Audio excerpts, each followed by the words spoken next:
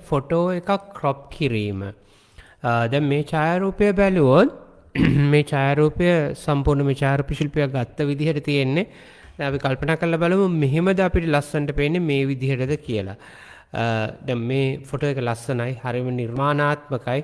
මේකට අපි කියනවා ස්ට්‍රීට් ෆොටෝග්‍රැෆි කියලා. ස්ට්‍රීට් එකකදී අර කාර් එක එක්ක මේ වැටේ තිබුණු කහ පාට කෑල්ලත් අරගෙන නිකන් අමුතු විදිහට පේන්න අරගෙන තියෙනවා.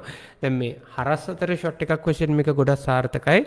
නමුත් අපි සෝෂල් මීඩියා එකට ඡායාරූපය ගෙනියනකොට හැම වෙලේම උස අතට ඡායාරූපය තියෙන්න ඕනේ. ඉතින් එතකොට වඩා හොඳ, වඩා සරල මෙන්න මේ ඡායාරූපය. මොකද අපි කලින් ඡායාරූපය බලනකොට ඒකේ විහිදිලා තියෙන ප්‍රමාණය පොඩ්ඩක් වැඩි වගේ පේනවා.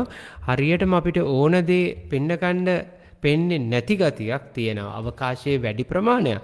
හැබැයි මෙන්න මේ විදිහට ක්‍රොප් වුණාම අපිට ඍජුවම පේනවා මොකක්ද හොඳ ඡායාරූපය කියලා. ඉතින් ඒක බොහොම සරලයි. මුල් ඡායාරූපය ක්‍රොප් කරලා තමයි මේ තත්ත්වයටපත් කරලා තියෙන්නේ. ඊළඟ ඡායාරූප දිත්වය ගැන කතා කරනවා නම් මෙතන තියෙන ධර්ම නිර්මාණශීලී ඡායාරූපය. මේකත් මේ හරස් අතර තියෙන ඡායාරූපයක්. බොහොම ඇත්තම කියනවා නම් පෙරබිම, අරමුණ සහ පසුබිම කියන දේ තියෙන්නේ නිර්මාණාත්මකයි. මොකද ෂැඩෝ එක උඩ කපුරෙක් වහලා ඉන්නවා. හරිම ලස්සනයි. ඉතින් නමුත් මේක සෝෂල් මීඩියා එකට ගෙනියනකොට මෙන්න මේ විදිහට ක්‍රොප් වුණාම ගොඩක් ලස්සනයි. ඉතින් අපි ඒක පොඩ්ඩක් කල්පනා කරන්න ඕනේ මේ වගේ ඡායාරූපයක් ගන්නකොට මේ ඡායාරූප නිර්මාණශීලී, හරිම නිර්මාණශීලී. හැබැයි ඒ නිර්මාණශීලීත්වයට එක්ක වැඩි රෙස්පොන්ස් එකක් එන්න වැඩි දෙනෙකුට රීච් කරන්න ඒක උස අතට මෙන්න මේ විදිහට ක්‍රොප් කළොත් හොඳයි කියන අදහස තමයි ඇත්තටම තියෙන්නේ. හරි. අපි ඊළඟ ඡායාරූපයට මේ ඡායාරූපය ගත්තොත් මේ පොගේ දවස්වල Facebook එකේ වෛරල් වුණු ඡායාරූපයක්. බොහොම සාමාන්‍ය කෙනෙක් ගත්ත ඡායාරූපයක්. නමුත් පොඩක් අවකාශයේ වැටි ගැමි ඡායාරූපයක්.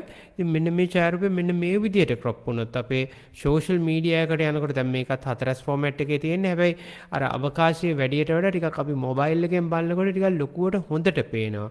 ඉතින් අපි අවබෝධ කරගන්න ඕන දෙයක් තියෙනවා. අපි ඡායාරූප ගන්නේ විෂයක් වශයෙන් නෙදුනට අපිට අපේ ඡායාරූප අනිත් අයට පෙන්වන්න වෙන්නේ ලෝකේ ඉන්න අනිත් අයගේ මොබයිල් වල. ඒ මොබයිල් වල පෙන්නකොට අපි ගොඩක් වෙලාවට මොබයිල් බලන උස අතරනේ. උස අතට බොහෝ විට 4ට 5 කියන අනුපාතය සහ 1ට 1 කියන අනුපාතය තමයි අපි යොදා ගන්න අවශ්‍ය වෙන්නේ. ලංකාවේ මොන නගරේ හිටියත්, මොන ගමක හිටියත්, ලෝකෙ කොහේ හිටියත් ඔයාලට හැකියාව තියෙනවා ෆොටෝස්ටා ඇකඩමියට ඇවිල්ලා ඡායාරූපකරණයේ විෂයක් වශයෙන් හදාරන්න. ඉතින් ඔයා මේ ලයිව් වීඩියෝ එකේ කමෙන්ට් එකට ගිහිල්ලා බලන්න. ගොඩක් ඔයාගේ ඡායාරූප ගැන කතා කරන්න. ඔයාලට ඉන්න තැනින් ඉහළට යන්න ඡායාරූප කරන්න කියන්නේ ගතහසිත ඉතා සිත් කළු කරන විනෝදාංශයක්. ඒ වගේ තමයි මුදල් අදල් හොඳින් හරි හම්බ කරන්න පුළුවන් විෂයක්. මෙහි නිරතුරුව යෙදෙමින් හොඳට ප්‍රැක්ටිස් කරමින් ඉන්න පුළුවන් ෆොටෝස්ටා ඇකඩමියත් එක්ක වුණොත්.